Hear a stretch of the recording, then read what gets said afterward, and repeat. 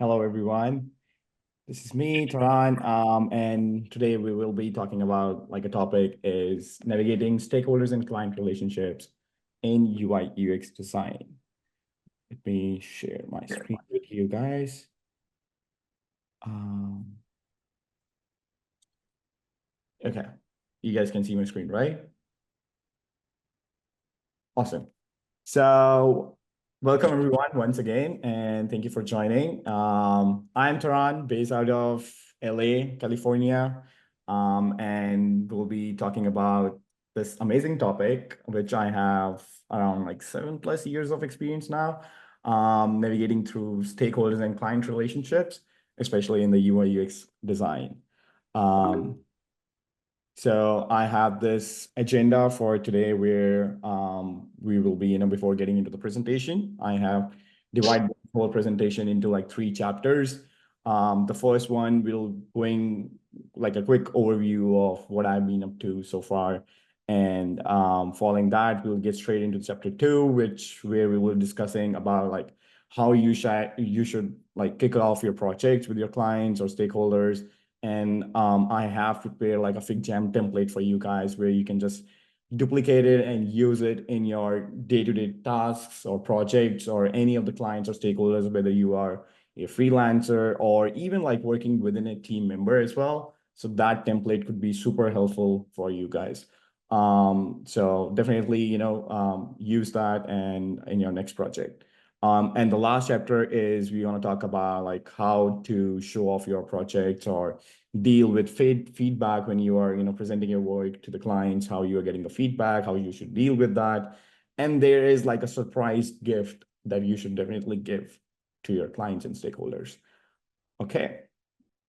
About me, currently working as a UX designer where at Wind, where I'm leading the design system for platform experience team along with different projects regarding the platform itself. So I am in the platform experience team, leading the design system and working on improving the user experiences of the platform. For those who don't know what Wind Technology is, it's an advertisement technology company here in US. Their headquarters in Irvine, and we have our own DSP platform which lets user run ads and sets budget for their own businesses or companies. So previously, before that, I was working as a senior product designer at Headway, which is a digital design agency based out of Wisconsin.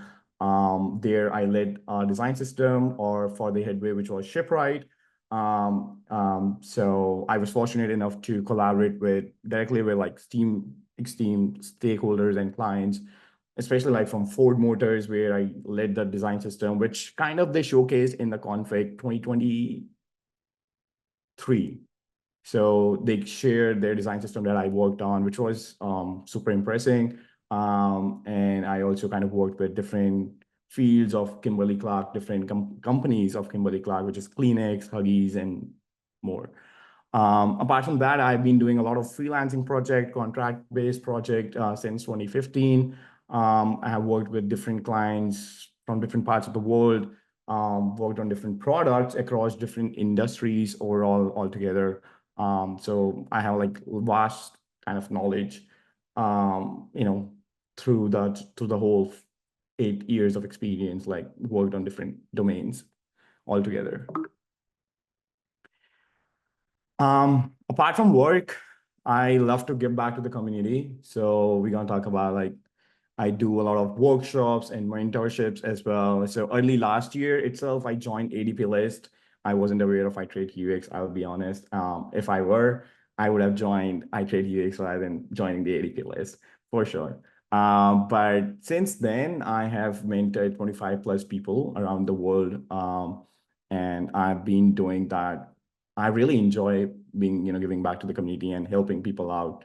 To whether that's mock interviews, portfolio reviews, and I think NI has already touched upon that, which you guys do over here as well.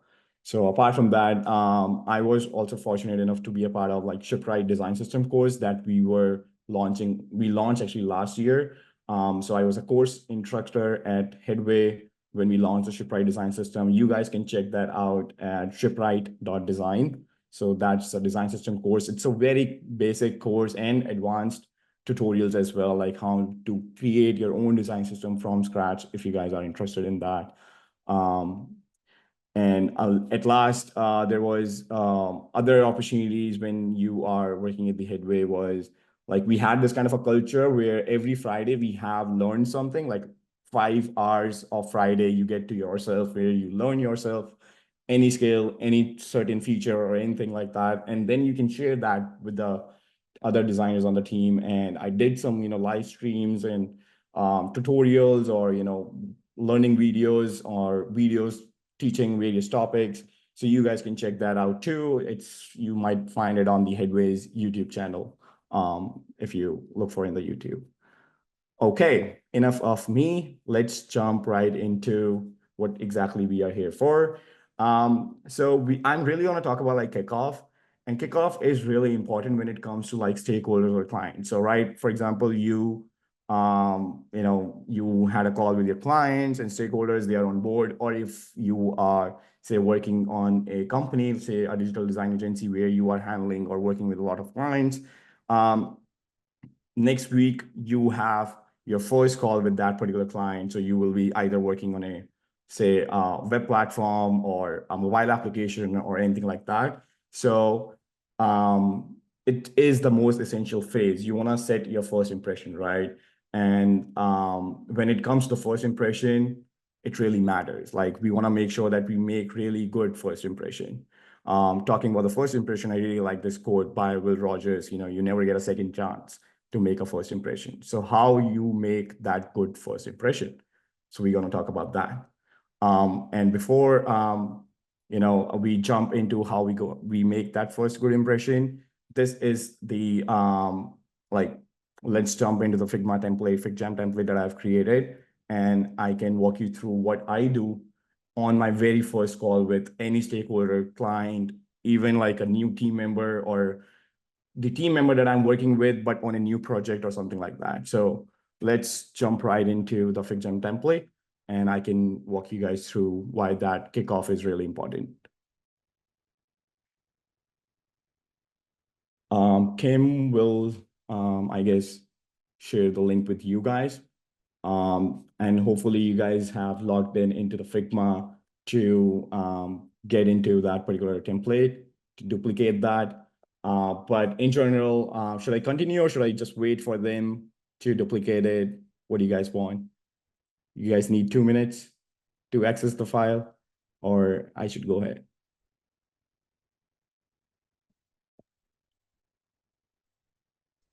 I think you can go ahead. Okay, okay.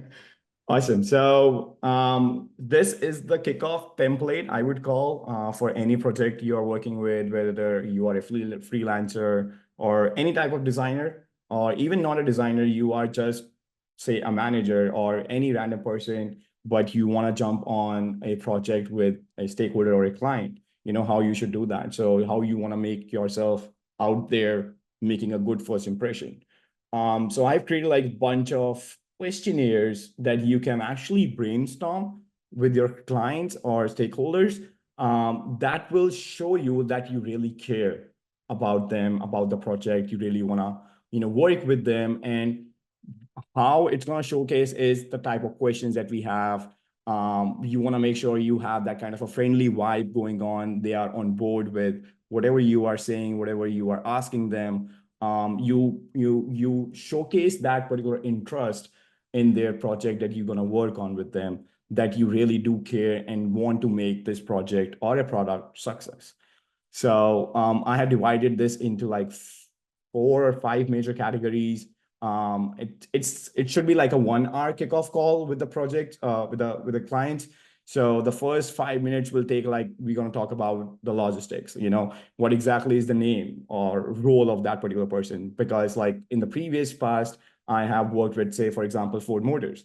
And when you are collaborating with that client, they have like bunch of people, like they are head of designs, they are, PMs, they are the stakeholders who are just there on the call, but they are not gonna, collaborate with you day to day.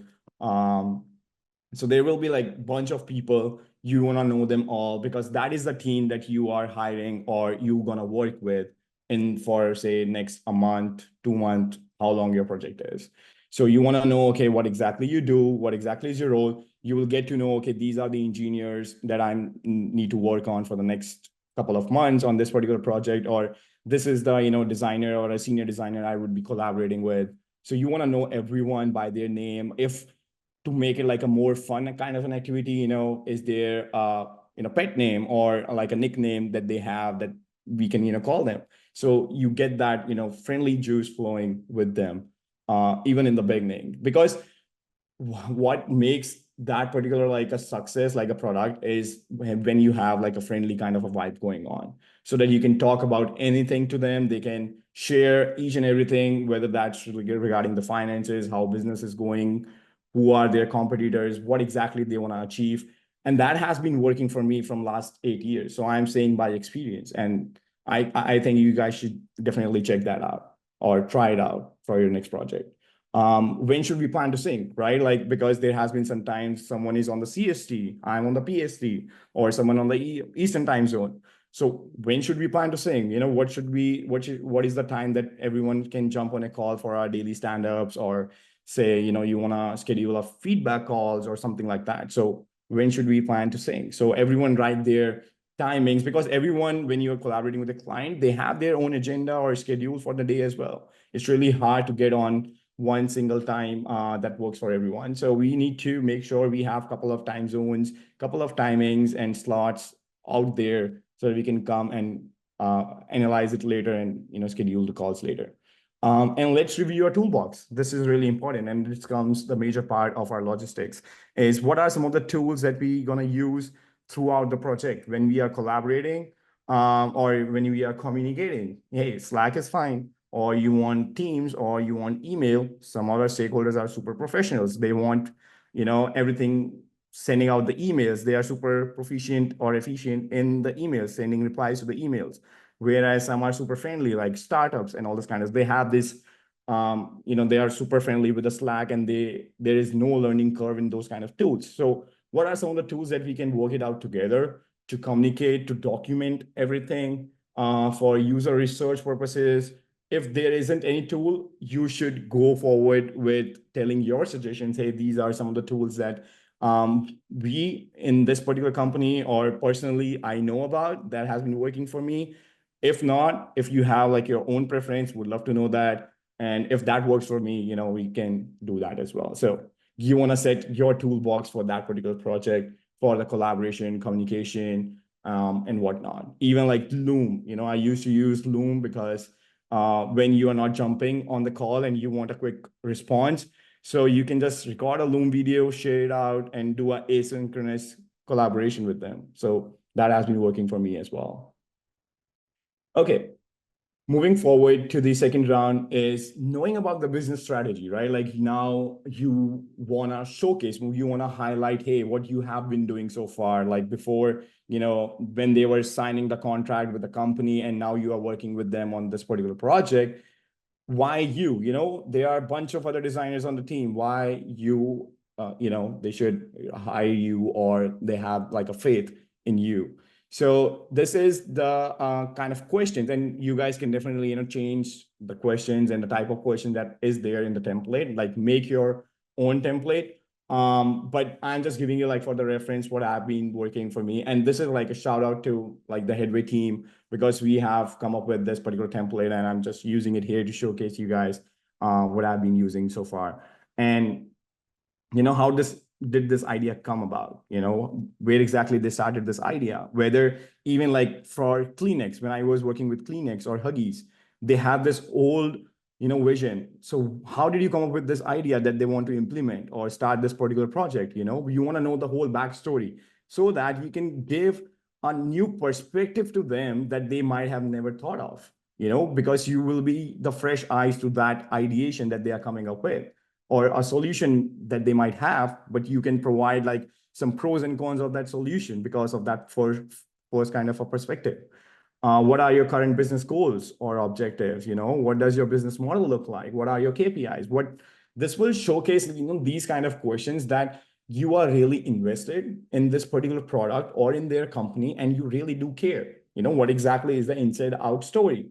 And there might be chances that they are not open sharing it out loud here on the call with other person or other people of their teams on the call. So what I have done for a couple of clients and stakeholder is you can share this link with them. And since it's an 1 hour long kind of a call, there is a chance that they might not be able to make it for that long period. You can share the link with them and give it this template as a homework. They can on their time, they can fill these things questions out, and then you can jump on a 30-minute call to discuss and go through all the questions that they have answered. What are your biggest challenges? What questions should we aim for our POC or user interviews if we are doing that in that particular project? What questions have you been asking in the user interviews up until now? This will give us, okay, what are some of the pain points that they have already encountered or users have encountered? So this will give us some data that they have already collected from the user interviews, plus what kind of question did they ask, so that we can change, or maybe like we can get the sense, okay, they have been asking like this certain type of user interview questions, we should be asking some other type of questions. So that will give us the clarity about that. Third is knowing the audience. What struggle does your ideal user face on a daily basis if there are users? If you guys are creating a project which they haven't tested out, or the product they haven't tested out like from the scratch itself, then you guys can go out and try it yourself. But whenever you are collaborating with a client or a stakeholder, they 100% know what exactly the target audience is. So they can definitely answer you based on their assumption or their data analysis or the market analysis they have so far. They can answer any type of questions that is there in this particular template. So you will get to know about your audience, then you will go back and learn more about like the competitive landscape. Who are your direct competitors? What exactly are some of the things that you really like? Why would customers choose your product over your competition? Or is there specific, like you can, when they are typing it out, like certain, say Ford Motor is typing out, my biggest competitor is Tesla. Why Tesla? What are some of the things that you really like about Tesla? So you can ask those kind of questions when you are brainstorming, which will show that kind of that, yeah, I can lead this whole project and you guys can rely on me. I got this. And you do not have to worry about me. You are at the right place.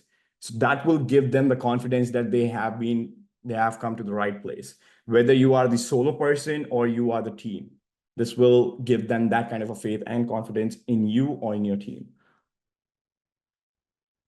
Product feel, what values and beliefs define your brand. This will help us whenever we are brainstorming some new ideas or new features, or maybe you are going into the mood board activity. This will help you define and narrow it down to what kind of values that really matters to them. What kind of brand's personality really matters to them, what kind of products they admire or find inspirational. So you guys can look into the same direction, so that when you are doing a mood board exercise, it's not just random bunch of trendy things taken from the dribble shots. You are actually really caring about, okay, these are some of the things that they really like, we should be focusing on that particular thing. So that first, the option that you're going to showcase in the mood board would be really related to what exactly they like. And then from there onwards, you can quickly come up with the style guide or a design system if you want to create that. So it would be like a really quick kind of thing. No more like going around or exploring options. And the finally is limitations and guidelines. Do they have any brand guidelines that we should be looking forward to, or we should be that they have established that we should be following when we are creating new products, features? Or are there any specific constraints or rules that we need to adhere? Or what does a successful engagement look like too? This is the really important question that I have, and this is at the end, you guys can see. We want to know, okay, what exactly they are looking. So any stakeholder or any client who's coming on board, whether you are doing a freelancing or with a design agency, they really want to know, okay, what exactly is the outcome that they are, signing up for, right? Like if you are going into the job interview, or say you are applying for a job, you already know whether 90% of the chances are like this will be the outcome. I might get into the next round or I might not get in the next round. So everyone get the sense of, okay, what exactly the successful engagement look like to them. Ask them what works for them, what exactly they are, looking forward for the outcome after this particular, like say 3 months of engagement, 6 months of engagement or something like that. This will give you some of the deliverables, because most of the designers don't know, okay, what they have been, giving me the requirements, but I have been delivering all of these requirements to them. Where should I stop? Here in the first, kind of a call or itself, in the kickoff session itself, you will get to know, okay, these are the deliverables that they are looking for. So you guys can just focus on that particular thing and then define the scope. And if there is a chance, like you guys can do some extras if possible. So this is basically the board for like when you are kicking off your project with the clients or the stakeholders for the very first time. Again, schedule a 1 hour long meeting and go through this particular board. This will give you not just the product overview, the inside out story, but also build that kind of a connection of faith and confidence in the clients and stakeholders that will, boost up your confidence to make this a success. There is another part of this particular template that I've added, especially for you guys who are like working with, say, product managers and or other, say, head of designs or senior designers, and you guys want, like a small kind of a template because you already know that person, right? Like the team player or the senior designer or say product manager that you might be working on. So how you guys can do that. So here is like you can add a Jira links or PRD links if you guys have that. But okay, we are resolving or we are doing any improvement of a feature if it's within the company or the product that you're working on. So you guys can do, what exactly is the problem space here? What is the improvement that we are doing? Is this the business decision, or there has been some user pain points that we are, resolving, or is there a user's behavior change?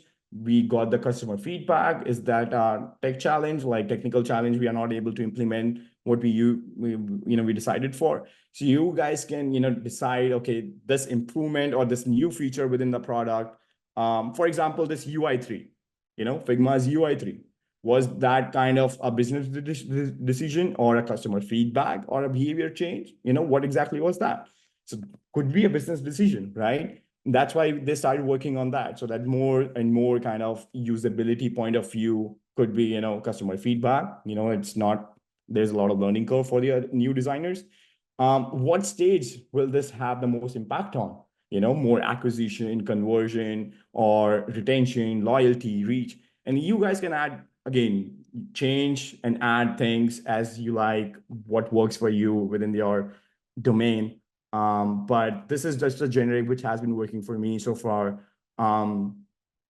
What are we trying to solve here? Okay, give me the context. What are some of the limitations? What is happening right now? What if we go with this particular route that you want me to, what are some of the future risks? What has given this feature momentum? What everyone approved of is because every PM or every senior designer, when you're working on the feature, they have an outcome that they want to reach out to, right? So that's what give you the whole context. Okay, why now? Why we are doing this particular thing right now? Why it is being prioritized right now? Is this because most of the customers are facing any issues, or will this help us get more business or more acquisition? Why right now we are doing this particular feature? What exactly is the problem statement? What is the known constraints? And what exactly are we not doing right now? Again, UI3, we have a lot of things that we can do. We can improve, say, we can add design token feature. Why we are not doing that right now? There is a chance that it might occur in future. So you want to know what are some of the things related to that particular feature that you are not tackling as the part of the scope of this particular project. So you want to document all those kind of stuff. And again, this will be like a 30-minute kind of a call with the PM, with the senior designers, or anyone on the team. Then these are some of the parking space questions that I've created, like there has been some questions that you want to ask or the senior designer or, the product manager doesn't have any answers to. So you can write out those questions so that they can, refer it to some other person on the executive side and get back to you to resolve that question. So you guys can have that kind of a thing. Next step on that particular brainstorming is, let's brainstorm the desired outcomes. Now we have the problem statement. We got to know the context. We got to know why we are doing it right now. What exactly is the goal that we want to achieve? Multiple goals so that we can narrow it down to something that is doable within the time of scope. Because when you're collaborating within, certain domains in the product kind of environment, there is a chance you have like a 2 week sprint that you have to come up with a solution. So what could be achieved in that particular 2 weeks, which is, and in just the design domain. And then it will go for the 2 weeks for the development team. So basically a 1 month. So what you can achieve, design and dev, and then live in the production in that particular 1 month. So you have to think from that perspective, what is that we seek or want to achieve, desired outcomes for our customers, and what is the desired outcomes we want for our business, whether that align with each other or not, which is super important, right? Like we want to achieve both. Sometimes business is prioritized over what exactly our customers want. So we want to make sure we are on the same panel on that particular regard. And finally is basically wrapping our call, which is again 30-minute call with the PM or senior manager. What was the problem statement and desired outcome, and how will we know whether this was successful? Which is really important. I think most of our designers, we don't focus on like how will we know, or the measurement at the end is something that we don't define when we are working on the project. We obviously work on, the problem statement. We'll go through the whole design process, user research, asking the right questions, coming up with a beautiful solution. But how will we know whether this was successful? This is something we always lag. And this is really important for us to, ask to ourselves, how will we know whether the solution that we have come up with, that was a success? So, some of the measurement APIs that you can actually implement within your features or the solution that you are coming up with is really important. And then there are a couple of next steps that you can, take forward with, whether decide on what type of plan we need to, get that done within 2 weeks of design, or we need more requirements. So we should, backlog that particular thing, or decide on the processes. What are we going to do? User research, usability testing, and all this kind of stuff. What exactly is our design process look like for this particular engagement, right? Because design process is something like, which is super flexible when you're working in product kind of a company environment. You are not always going for the user research. You have already done your user research. That's why your product is live. Now you are coming up with a feature, and you already know what kind of features, because you got the customer support team giving you the data. Hey, these are the pain points. So you already know what exactly are the pain points that you're going to try to solve. So test solutions internally or externally, on board with different teams. We want to let other people know, other different teams know, whether that is a marketing team, sales team, because they want to be updated on, okay, what exactly is happening on that particular product. And then go live, what exactly happens, and when we're going to do, live into the production and all this kind of stuff. So what are some of the next steps look like? You guys can figure that out. And this sums up our template, the Figjam template that we have for you guys. Okay, jumping back to the presentation, and let's talk about what we have learned so far. Learning is super important. Is before we do like a kickoff thing, is obviously do a homework, because doing homework could be really useful for making that first impression. This helps us, like I have to give you an example. There was a client regarding, say, a biotech industry. And I didn't know, I don't come from biotech, right? And being a designer doesn't mean that you know the terminology for each and every industry out there. You haven't worked in the biotech industry. So how would you know the terms that they're going to use when you are jumping on the call, the first call with them? So again, first impression is really important. So what I would do is I got to know that, okay, this is the client that I will be working with, and they are coming to resolve a domain in the biotech, and they're coming up with a solution in that particular domain. I would learn more about, okay, what exactly they are trying to do, what exactly they live on, or the product lives on, or who are their competitors. So I get to know about the terminology, terms in their particular domain, their competitors, what's been working for them so far, just do a bit, like, be a stalker about their product, learn about their product and how you can make that first impression a great one so that they can remember. Another example I can share with you guys is regarding a mobile application I was coming up with regarding a golf. So it was a freelance project, and they wanted to come up with a mobile application. Whenever they go to the golf course, they want to note down every um, golf scores, because right now the problem is it's actually in the paper and pencil. That's how the golfers actually note down all their scores and points and all this kind of stuff. They wanted to create this app, and there are plenty of apps. You guys, you might be thinking, like, there are so many apps, why don't they use that? You're absolutely right, there are so many apps. But another feature that they wanted to add was, whenever they are, going with the golf, they are going with the friends, and they want to do this kind of a local kind of a tournament on the application itself, where they can add the scores, and then at the end they can just whoever wins, they can give a track of whoever won that kind of a round or that particular session. So again, not from a golf background, so I have to learn about, okay, how things work, watch a couple of YouTube videos in that particular domain, how people play. So do a bit of your homework. You don't have to spend like a lot of time. I think a 1 week time, giving like 4 or 5 hours is pretty good before jumping into that first impression call, would be super helpful for you to give that first impression a good one.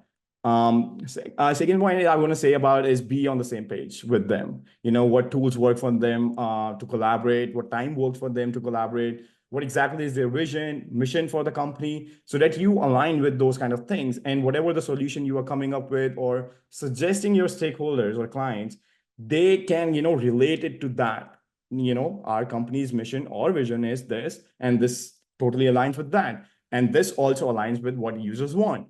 So given that particular whole scenario, when you deliver that as a package, which aligns with that particular mission and vision, they're going to say yes, they will super like it.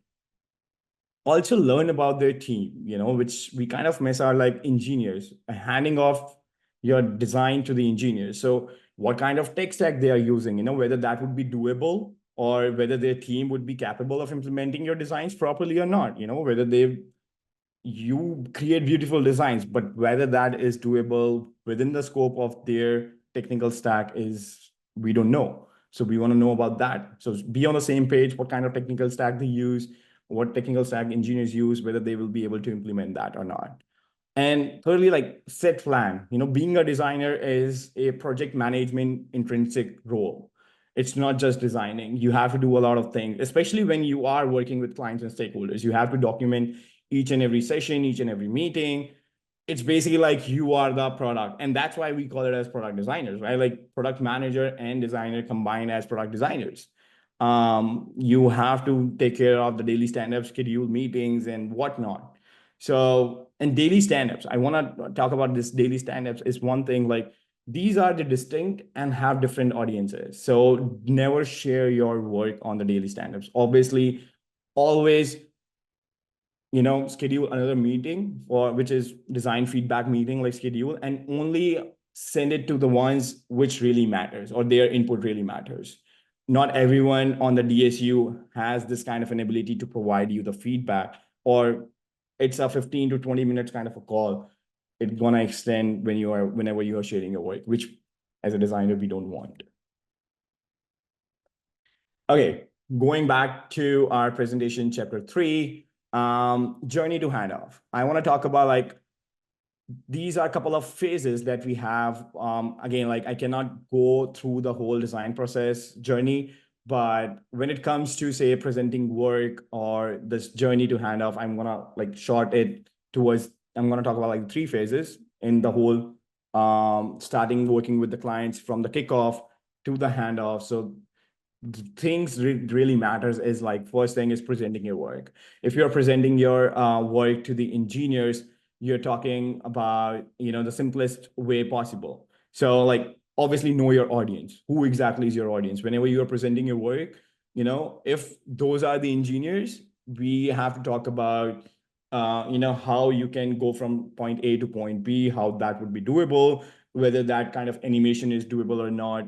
But similarly, like if you are, say, talking to a different audience, apart from the engineer, say you are talking to a CEO or a owner of that particular product or a business, so you will share like, how this will align with the goals, how the solution will get more finances or business, or this will give more user engagement and all those kind of things. So totally depends on what kind of audience is there when you are presenting your work is really important.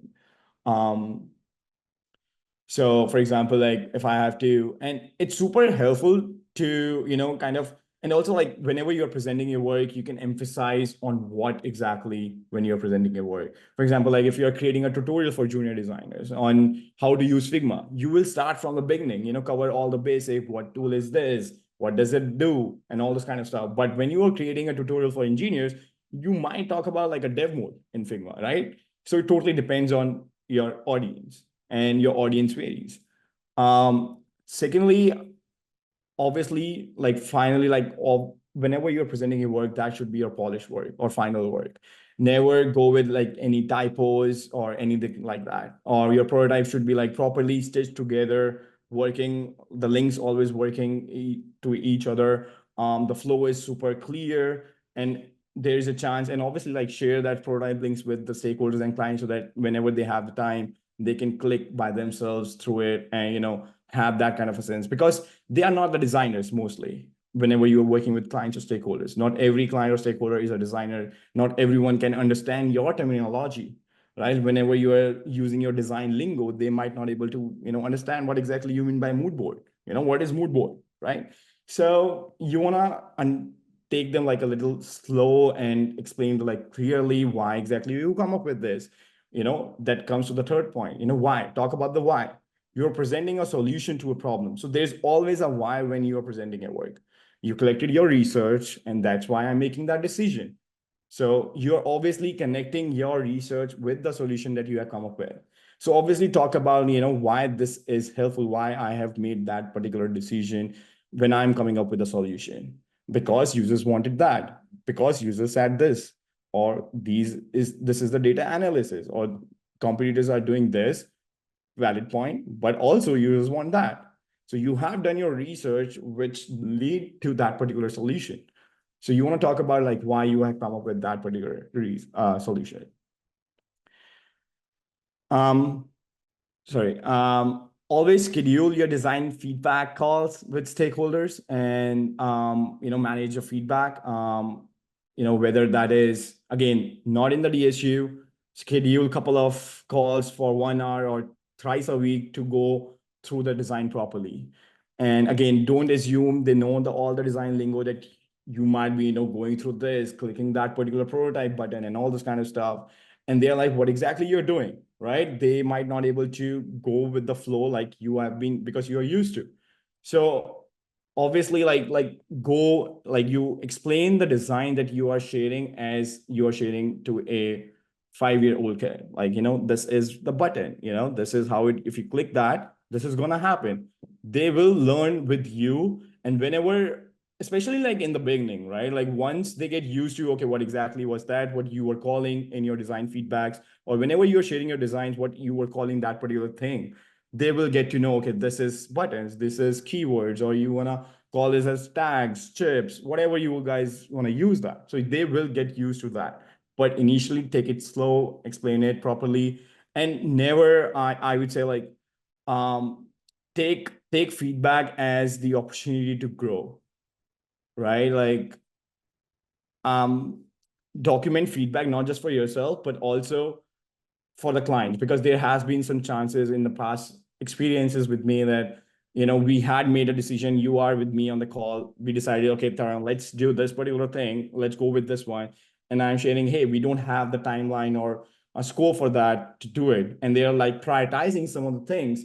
So you want to, share or document those things and share it with them that, hey, we are making this decision today. And 1 week or 2 weeks later, they might, go back, hey, I want to implement the previous design you said. But they don't have the time right now. So you can showcase, hey, we documented this particular thing on this particular day. We signed off that we are going forward with this particular design. The requirements change, the decisions change. their mind change, their mood change. So there could be thousands of possibilities. So obviously document your feedback, your changes of requirements, whatever feedback you are getting on that calls, require not just for yourself, because at the end you want to implement those feedback, but also for your client and stakeholders, because after a week or two, they might, go back to things that, I didn't say this, but they have said that, there is a chance. Again, they are people as well. And take critique as a step for growth. So there has been chance like, what have you done? What have you created this? Or there's a chance like they're saying like, you guys have created like a beautiful design, but they're saying, let's add some more red, let's add some more blue to this particular design. And they're like, why? You might be getting frustrated, whenever client is critiquing your design and they don't understand, and you are like having that kind of feeling of a frustration, which is super fine. But take that and absorb that kind of feedback and think from their perspective why the client is saying like that, because they don't have that kind of environment. We have learned that as a designers that this is useful. So now explain them that, hey, users want that particular thing and your competitors want that. That's what you wrote, that your design inspiration is Tesla. Tesla is not adding more red or blue and all this kind of stuff. They are going into more modern design trends. So let's follow those kind of trends, which has been working for the users. So try to adapt and absorb those kind of feedback and take it as a step for growth. How you can improve. Maybe there is a chance that you can explain your designs well, take it as a step of growth. And the last thing, which was regarding a surprise gift, is something extra is always good. There has been some chances like in my previous experiences where I have obviously given my all clients something extra, whether giving them like an enterprise model. So there was a chance when I was working with a client where they said, hey, everything they said in the deliverable that was delivered, but I gave them say a brand guideline or a style guide, an extra thing that they can carry with themselves, which will help them expand their horizon in the future. So when they are going away from you or going, getting done with this particular engagement, they are going, or they might gonna hire a new designer or to continue their product or features, because that is not the end, right? So you want to give them something or think from the perspective that other designers who might work on my project can take it forward and learn from this particular thing, but also makes happy, like the client and stakeholders happy. So think it about like as a farewell gift. You want to do that. And obviously when there is a farewell, you obviously want to stay connected with them. So again, have that kind of a friendly vibe going, because there is an opportunity in the future if you stay connected with them, right? Like if the client or stakeholder say you are thinking of changing the job, or if you are into freelancing market and they are open to hiring a contract, so there's a chance that if you have that kind of a friendly vibe going and you have connected with them, they might hire you for a contract role or those kind of things. So obviously gonna benefit you. Sending a message or liking their post on LinkedIn or those kind of things, just to make them, hey, how things are going, how that particular feature and all this kind of stuff, whether they got the Series A funding and whatnot. So stay connected with them. And that's it. That's gonna wrap my presentation and navigating the stakeholder and client relationships in the design field. Open to any questions? Thank you so much, Taran, for your really insightful presentation today. I think that a lot of the points that you've shared are really important for people who are starting out as designers to know in order to navigate dealing with different stakeholders. So we do have some one question from Renee. Please correct me if I'm pronouncing your name incorrectly, but their question was, how about content? How do you address this in the kickoff meeting? Or do you address this in the actually, Renee, if you're able to unmute and maybe explain your question a little bit, I think that would Sure. be cool. I'm sorry about that. I'm trying to make it complicated. I was just asking, and what about content? Because you was covering all the different other areas. So I want to know, is this something that you go over or address in the kickoff meeting, or do you even address it in the kickoff meeting, or is it in another type of meeting that you have after that? No, definitely. Like this is something like if you will be required, like whenever you are designing something, content will be required. And there are chances they are totally depending on you. By default, that is the case, especially when you are freelancing or doing that kind of a contract basis work. Um, but if it's in a that kind of a domain, I would say like clear those things out in the kickoff itself so that you are good to go for the rest of your project. So definitely, talk about like maybe like for the next 5 minutes or so, like definitely clear those things out. Hey, will the content will be provided by you, or is you dependent on me regarding the content? And if so, I'm not good at it. If that is the case, like, hey, I'm a designer, I'm not a content creator, right? Like I can't do content writing and all this kind of stuff. So I would say like maybe hire a proper expert who is really good at in this field to write me the content regarding these particular, say, landing page or something like that. So I would say like definitely clear those things out in the kickoff itself.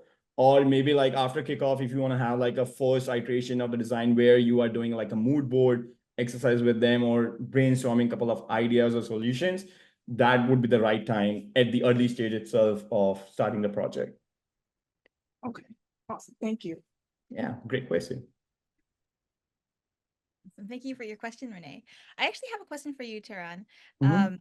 You talked a little bit about feeling some frustration when you are sometimes dealing with different stakeholders. Could you give an example of in your own experiences when you've had maybe pushback or difficulty in communicating with some stakeholders and how you went about trying to resolve the issue?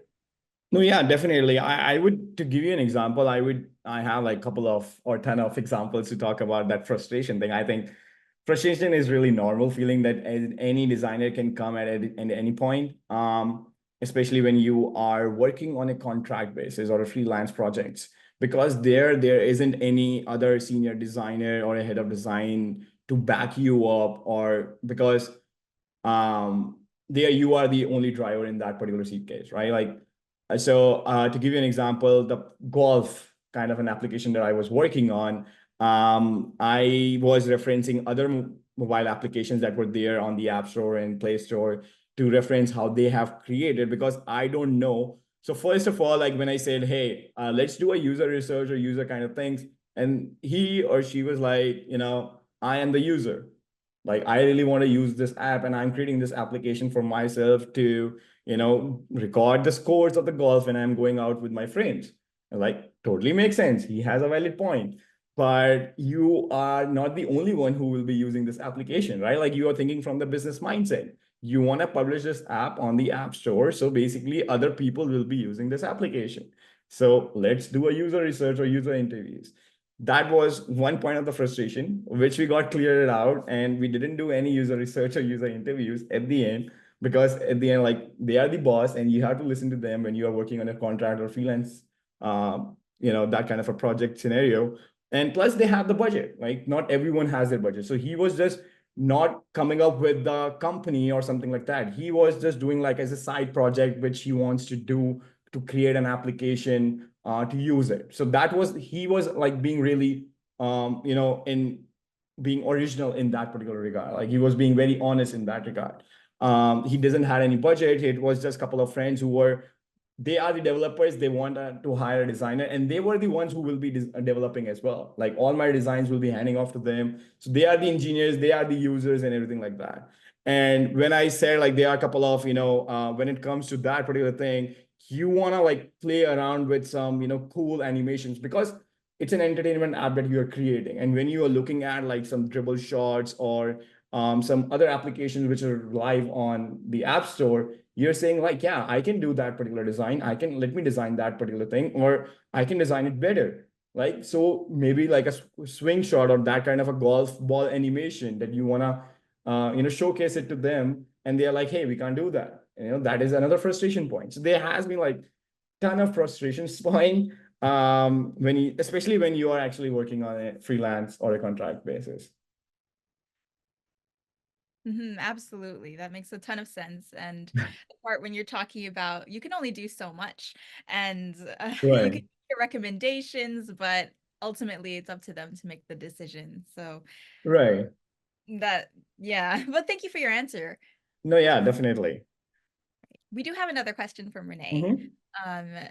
They are asking if your stakeholder or stakeholders haven't mapped out their KPI or success metrics for what they want to achieve and what they want you to do you dive into that with them on a kickoff call, or do you set up another meeting to work with them through this? I will definitely schedule another meeting for just for that. It could be 15 to 30 minute kind of a call, because kickoff call wants to cover each and every aspect of it. And then you can mark it, okay, we haven't talked about the KPI thing, and they actually want to invest this particular thing because they don't have a clear idea on the KPIs, right? So you would want to maybe not like just after the kickoff call, but later in the process when you are, coming up, or your solution is coming up with a solution. And now you are at that kind of a stage, you have to think about that, hey, I am coming up with the solution, but the solution, how I can achieve, like, what are some of the KPIs that I can track of for this particular feature or that particular solution. So I would say that point would be a good, period to schedule a meeting with them. And hey, we kind of missed out this particular thing in the kickoff call. Can we talk about this for next 15-20 minutes? And this call will be just regarding KPIs. So this will show them that, hey, the solution is amazing. They will be on board. And if there is a chance that they want to, spend some more budget regarding some of the tools that you want to implement to measure those KPIs, they might be on board with that. And you might get lucky with that as well. So the right time is really important regarding like any those kind of things, which is missing out in the kickoff call to take it forward in the whole design process. Awesome. Thank you for your answer. Yeah. We have another question from Obachola. Again, please correct me in case I'm pronouncing anyone's names wrong. So their question is, can one plan a facilitation workshop with the stakeholder or stakeholders based on this template that you provided to make them dive into filling the post directly? Yeah, no, definitely. And that is the whole idea of this template too. I think they joined pretty late or something like that, but this is the whole idea of this particular template. You can make your own, add more questions to it, which kind of aligns with that particular stakeholder's product or something like that. Or change the type of questions, or add more time to that kickoff call. I don't exceed more than 1 hour, because 1 hour is something like a good amount of time which the client wants to spend, or even you want to spend with the client initially, just going through over each sectors or each kind of a domain in that particular their product. But that is the whole idea, to get on their call with them, fill out all the posts or answer the questions. If you have any questions whenever they're answering something, you can point it out at that particular moment. Or second option is basically send the link to them to do a bit of homework. They can fill out and then jump on like a 30-minute call to go over all the answers that they have. And if you have any questions regarding their answers, they can answer that for you. Awesome. Thank you for going over that. Yeah. Have one final question. This is from Amaranta. And they say, sometimes you're given only 30 minutes to talk to a stakeholder once a week, but sometimes you don't get all of the information that you need for the following week, and they don't like to take questions and in brackets homework. What do you suggest in this situation? That feels like I am starting my design journey, to be honest, like where I didn't have this kind of a template. And what I was doing is, so when you're a junior designer, like you don't know anything about like the industry or how to handle like, the clients or stakeholders. It grows with the experience or experiencing different types of clients or stakeholders. So I would say in that particular domain is like to try it out, to make them understand why what exactly you are suggesting, like a kickoff call, or jumping on the calls like maybe twice or thrice a week for 1 hour or 30 minutes would be helpful, not just for them, not just for you, but also for them and their business. Because at the end, they want to work with you, right? Like that's why they are hiring you. So at the end, they want to work and come up with that particular solution or improvement.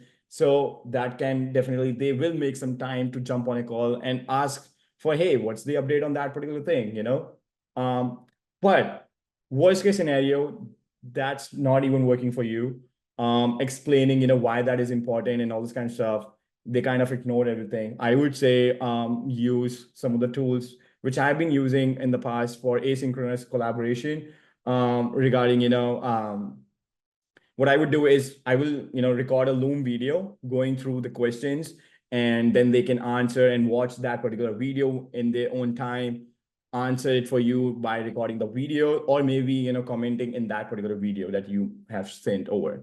So yeah, try to use those kind of tools, which could be really helpful in the asynchronous collaboration or communication, whether Slack or recording a Loom video regarding this particular thing.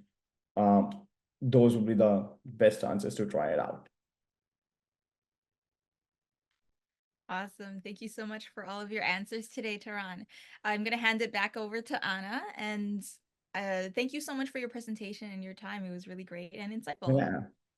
Thank you so much for giving me this opportunity to Anna and iTrade UX.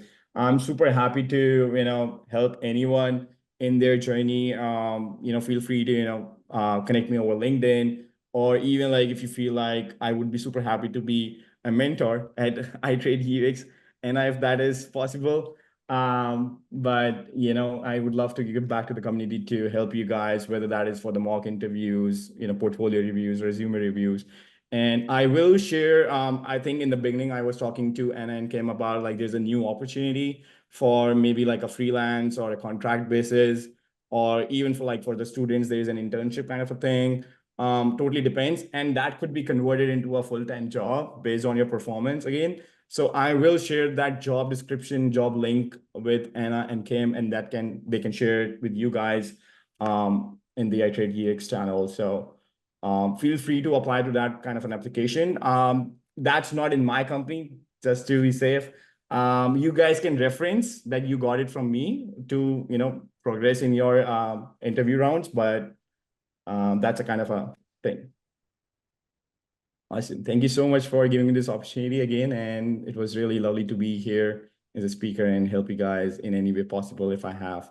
And please feel free to make your own Figjam board and try it out if that works for you. If not, let me know what are some of the things that I can improve in that particular template. Thank you. Thank you so much, Taran. That was an amazing presentation. And thank you so much for sharing your expertise in the Q&A section. And thank you everyone for joining us tonight. The opportunity that Taran mentioned, the internship opportunity, will be posted to our Discord community shortly. Please feel free to check it out. And Taran, we would love to have you join interview us as a mentor. I'll send you the application link right after this workshop. And thank you everyone for joining us, and thank you, Taran. And I'm gonna close up the meeting. Have a good night, everyone, or good morning. It depends on your time zones. But thank you everyone so much. Bye. Bye, guys. Thank you for joining us. All right, take care. Bye, everyone.